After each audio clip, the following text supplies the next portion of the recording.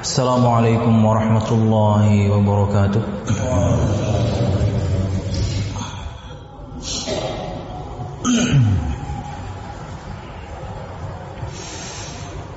Innal hamdalillah nahmaduhu wa nasta'inuhu wa nastaghfiruh wa na'udzu billahi min shururi anfusina wa min sayyiati a'malina. May yahdihillahu fala mudilla lahu wa may yudlil fala hadiya lahu. Ashhadu an la ilaha illallah wahdahu la sharika lahu wa ashhadu anna Muhammadan 'abduhu wa rasuluh. قال الله تعالى في القرآن الكريم أعوذ بالله من الشيطان الرجيم يا أيها الذين آمنوا اتقوا الله حق تقاته ولا تموتن إلا وأنتم مسلمون يا أيها الناس اتقوا ربكم الذي خلقكم من نفس واحدة وخلق منها زوجها وبث منهما رجالا كثيرا ونساء واتقوا الله الذي تساءلون به والأرحام إن الله كان عليكم رقيبا يا أيها الذين آمنوا اتقوا الله وقولوا قولا سديدا يصلح لكم أعمالكم ويغفر لكم ذنوبكم ومن يطع الله ورسوله فقد فاز فوزا عظيما فإن أصدق الحديث كتاب الله وخير الهدي هدي محمد صلى الله عليه وسلم وشر الأمور محدثاتها فإن كل محدثة بدعة وكل بدعة ضلالة وكل ضلالة في النار أما بعد. Hadirin jamaah Jumat rahimakumullah. Alhamdulillah, segala puji dan syukur marilah kita haturkan kepada Allah Subhanahu wa ta'ala.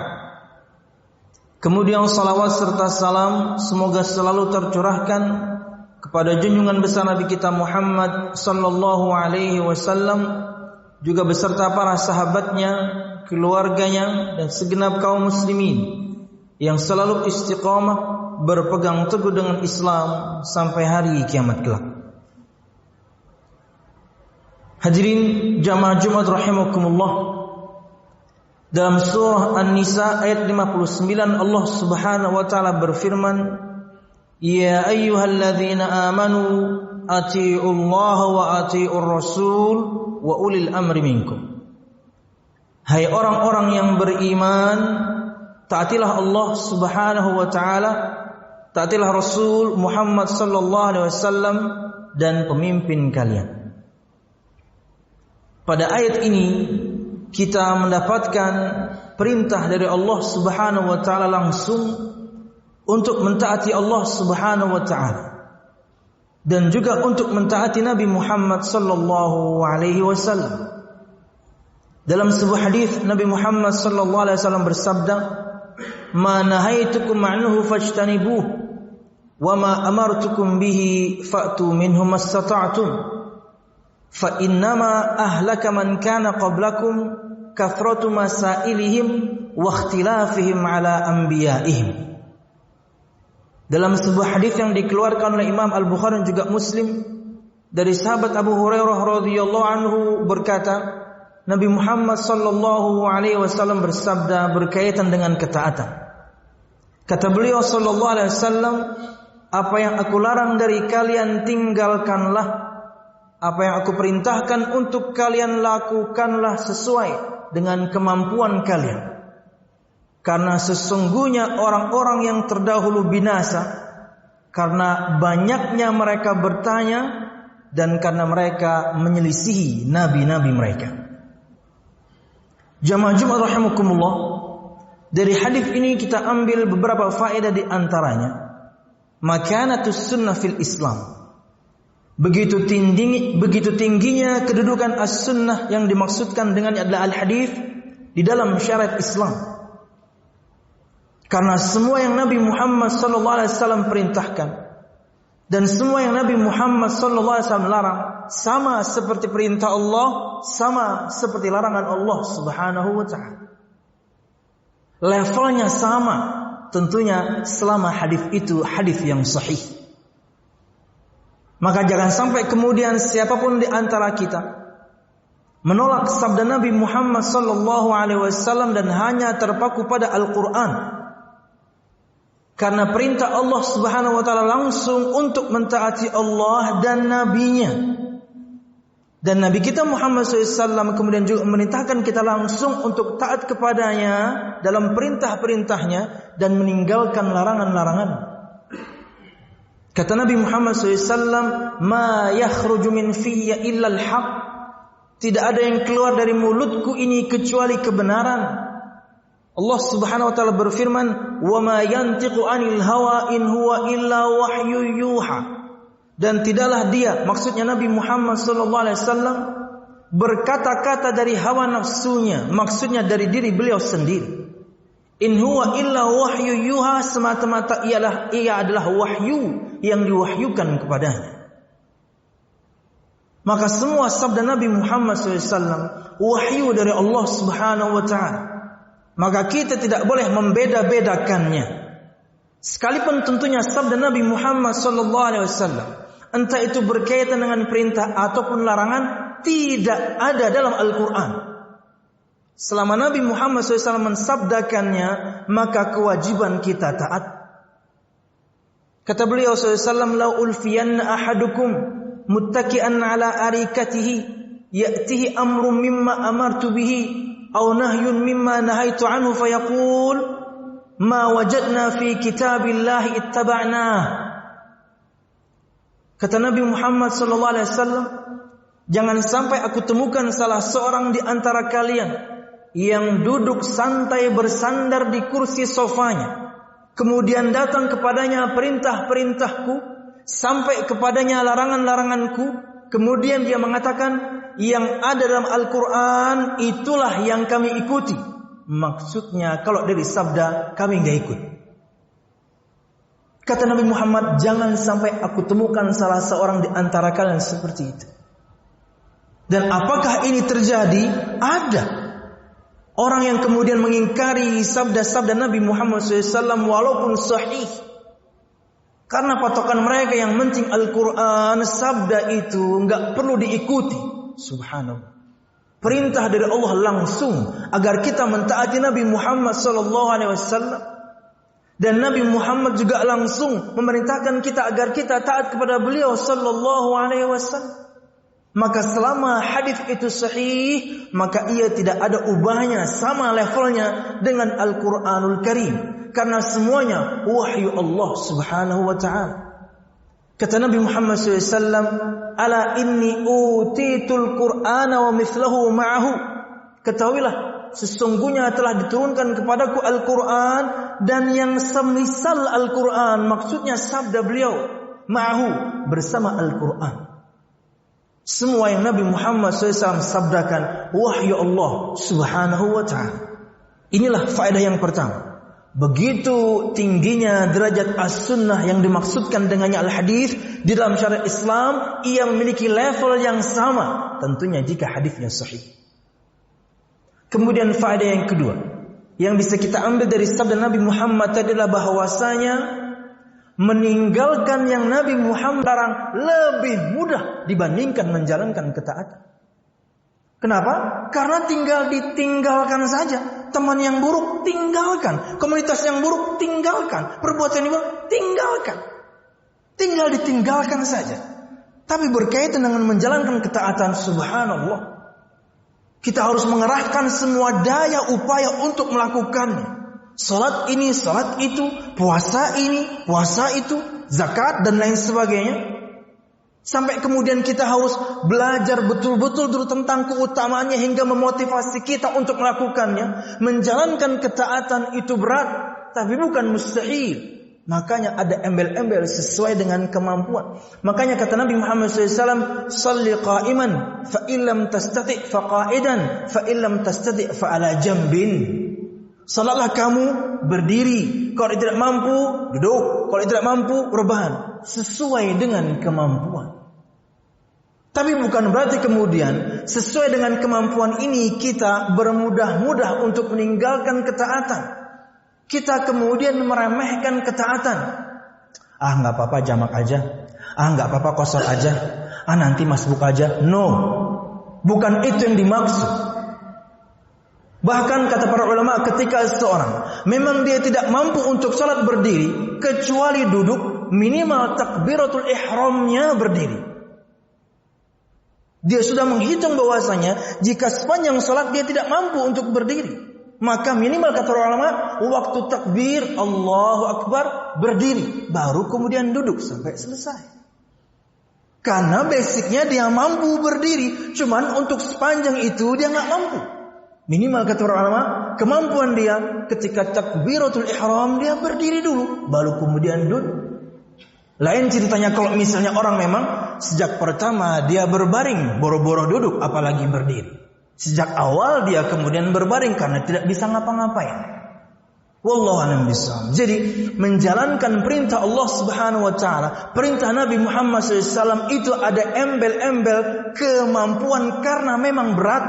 Tapi Allah Subhanahu wa taala mewajibkan, Nabi Muhammad SAW memerintahkan itu semua hal yang mampu kita pikul. Berat dia tapi mampu kita pikul.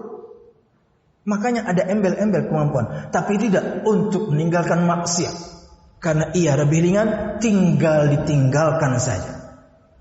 Wallahu a'lam bishawab. Kemudian faedah yang ketiga yang bisa kita ambil dari sabda Nabi Muhammad ini adalah bahwasanya meninggalkan yang Allah Subhanahu wa taala larang, meninggalkan yang Nabi Muhammad sallallahu alaihi wasallam larang itu dalam perkara yang banyak ataupun sedikit sama saja.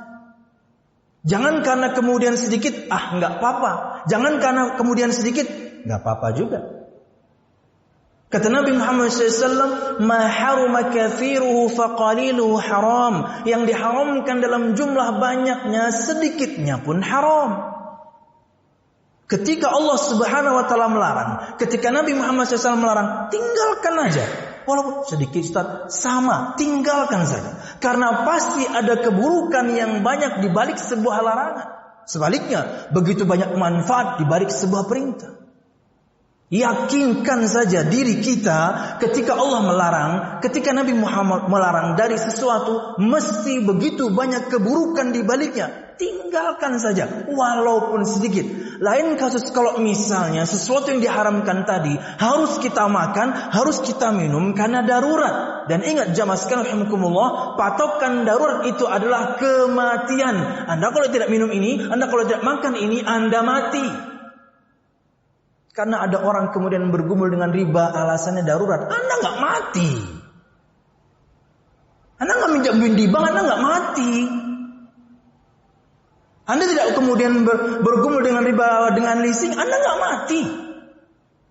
Lain dengan Anda betul-betul di satu tempat, nggak bisa makan kecuali yang ada cuman babi. Haus tidak ada yang minum kecuali kemudian cuman khamar. Anda nggak makan atau nggak ada, Anda mati. Subhanallah. Jadi jangan kemudian alasan darurat pada makan minuman Anda bawa ke masalah yakni riba. No. Patokannya itu adalah darurat, itu patokannya kematian. Kalau Anda tidak melakukannya Anda mati. Dengan perhitungan kita tentunya. Karena kita tidak tahu kemudian kapan nyawa kita akan dicabut. Dan subhanallah, siapapun di antara kita rizkinya sudah Allah tentukan. Dan kita tidak akan mati sampai rezeki kita sempurna. Maka cari yang halal dengan cara yang halal. Jangan pakai alasan kan darurat. No. Wallahu a'lam bishawab. Kemudian faedah yang keempat yang bisa kita ambil dari hadis Nabi Muhammad adalah bahwasanya para sahabat radhiyallahu anhum ajma'in, mereka adalah orang-orang yang paling perhatian dengan agama ini. Artinya ketika ada satu masalah, mereka pasti bertanya. Dan mereka tidaklah bertanya kecuali yang penting. Dari mana ini faedah yang kita ambil? Dari sabda beliau, fa innama ahlaka man kana qablakum kathratu masailihim. Sesungguhnya orang-orang terdahulu sebelum kalian, mereka binasa karena banyak tanya. Apakah tidak boleh bertanya? Boleh. Apakah di dalam masalah agama, apalagi dalam masalah fikih, apalagi kemudian fikih di zaman pandemik. Begitu banyak fatwa bermunculan di masa pandemik, spesial masalah fikih ibadah dalam masa pandemi. Bertanya harus, Tapi bertanyalah perkara-perkara yang penting. Bertanyalah perkara-perkara yang bermanfaat untuk Anda. Yang dimaksudkan banyak bertanya di sini, yang menyebabkan kemudian umat-umat terdahulu itu binasa, perkara-perkara gaib.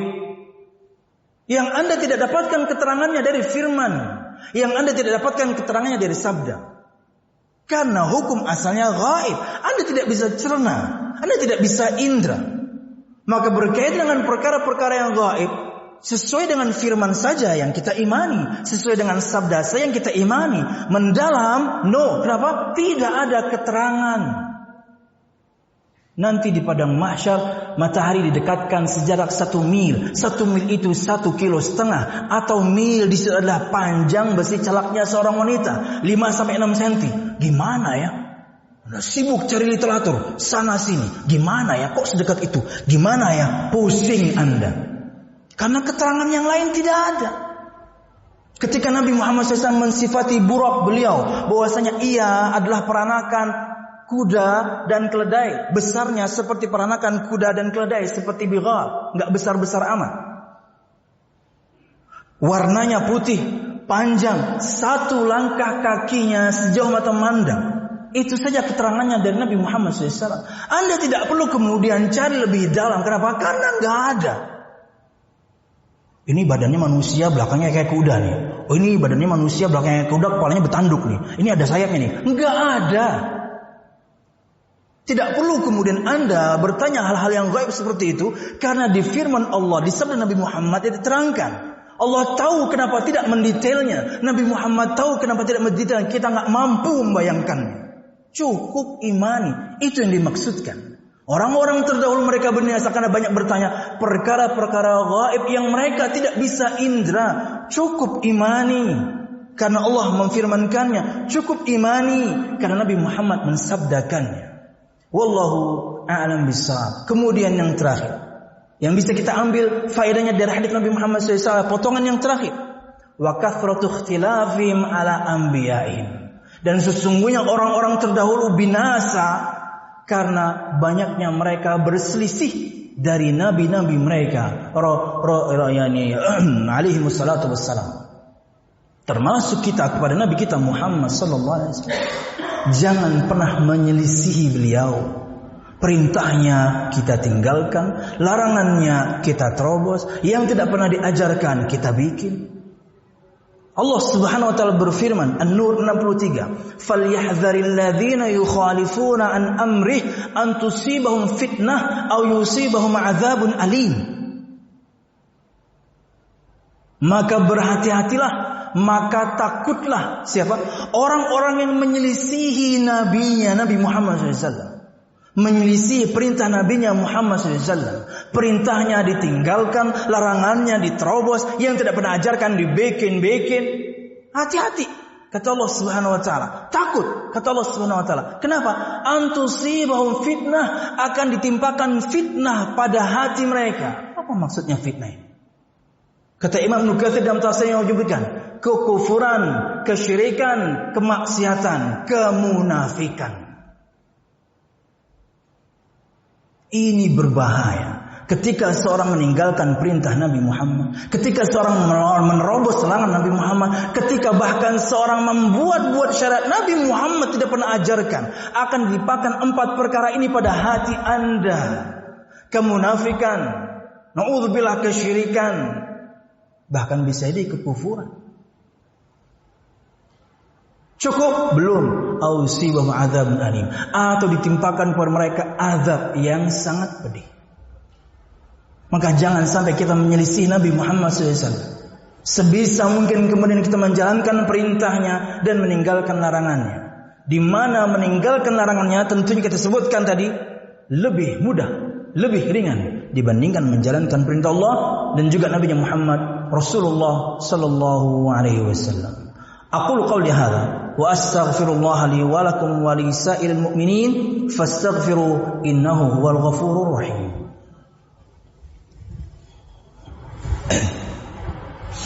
Alhamdulillahilladzi hadana li hadza wa ma kunna linahtadiya laula an hadana Allah.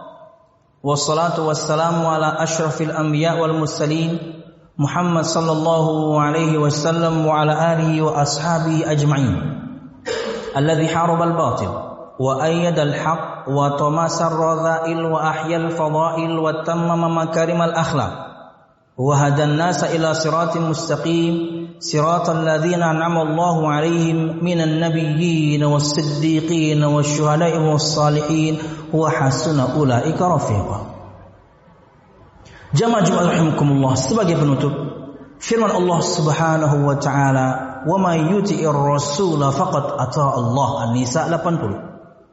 Dan barang siapa yang mentaati Rasul berarti dia mentaati Allah Subhanahu wa taala. Dan orang-orang yang menjalankan ketaatan kepada Allah dan Rasulnya diberikan begitu banyak janji-janji pahala dan kenikmatan dari Allah Subhanahu wa taala di dunia sebelum di akhirat. Di antaranya firman Allah Subhanahu wa taala Ali Imran 31, "Wa atiiullaha war rasula la'allakum turhamun." Dan taatilah Allah dan Rasulnya agar kalian mendapatkan rahmat. Karena rahmat Allah lah yang membuat semua kita insyaallah amin ya rabbal alamin masuk surga Allah Subhanahu wa taala. Ya, masuk surga itu karena rahmat Allah. Untuk menggapai rahmat Allah Subhanahu wa taala kita taat, itu adalah sebab. Tapi kalau masuk surga Allah karena amal kita murni, layaknya seperti barang, surga itu kita beli dengan amal kita, enggak cukup.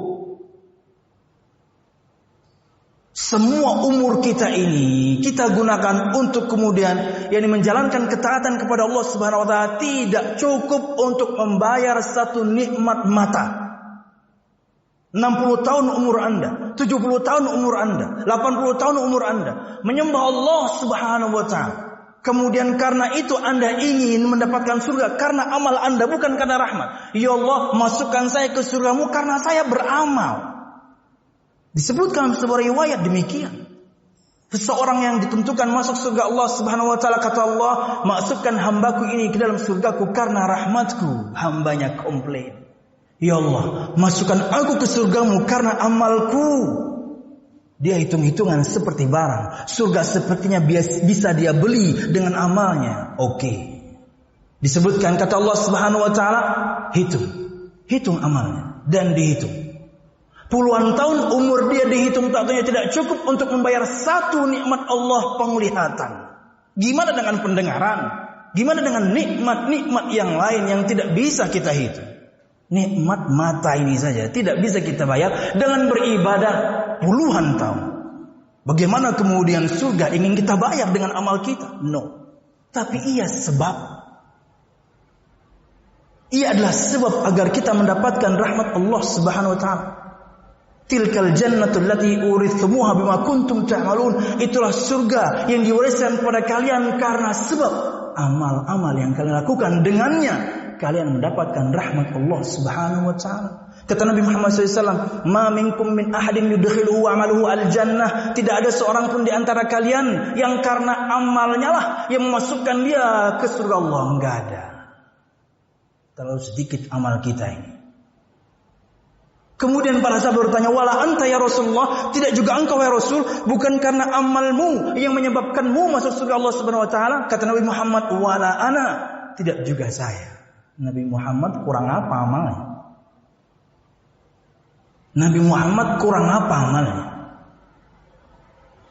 Kata Aisyah radhiyallahu anha, Nabi Muhammad tidak pernah meninggalkan salat malam. Dan kalaupun beliau ngantuk, beliau tetap salat tapi duduk. Nabi Muhammad. Maksudnya tidak perlu kita bahas yang wajib-wajib. Yang sunnah beliau nggak pernah ketinggalan. Dan ini baru salat malam, belum salat-salat yang lain. Dan ini baru salat, belum ibadah yang lain. Kurang apa Nabi Muhammad? Kata Nabi Muhammad SAW, "A'lamukum billahi ana, atqakum billahi ana." Orang yang paling mengenal Allah di antara kalian saya. Orang yang paling bertakwa di antara kalian saya. Sampai ngomong juga bukan karena amal saya. Kata Nabi Muhammad SAW, illa ayyataghammadani Allah birahmatih. Bedanya, Allah telah melimpahkan rahmatnya kepada saya. Maka beramallah, taati Allah, taati Rasulullah, dengannya kita mengharapkan rahmat Allah, dengannya kita semuanya insyaallah amin masuk surga Allah Subhanahu wa taala, amin ya rabbal alamin. Ini yang bisa ulun sampaikan, mudah-mudahan bermanfaat. Saran dan khilaf ulun mohon maaf. Allahumma aqsim lana min khasyatika ma tahulu bihi bainana wa baina ma'siyatik, ومن طاعتك ما تبلغنا به جنتك، ومن اليقين ما تهون به علينا مصائب الدنيا، ومتعنا الله بأسماعنا وأبصارنا وقواتنا أبدا ما أحييتنا، واجعله الوارث منا، واجعل ثأرنا على من ظلمنا يا أرحم الراحمين. ربنا هب لنا من أزواجنا وذرياتنا قرة أعين واجعلنا للمتقين إماما. ربنا لا تزغ قلوبنا بعد إذ هديتنا وهب لنا من لدنك رحمة إنك أنت الوهاب. اللهم إنا نسألك حسن الخاتمة ونعوذ بك من سوء الخاتمة يا أرحم الراحمين. اللهم إنا نسألك الجنة وما قرب إليها من قول أو عمل، ونعوذ بك من النار وما قرب إليها من قول أو عمل. ربنا آتنا في الدنيا حسنة وفي الآخرة حسنة وقنا عذاب النار. سبحان ربك رب العزة عما يصفون والسلام على المرسلين والحمد لله رب العالمين. أقم الصلاة.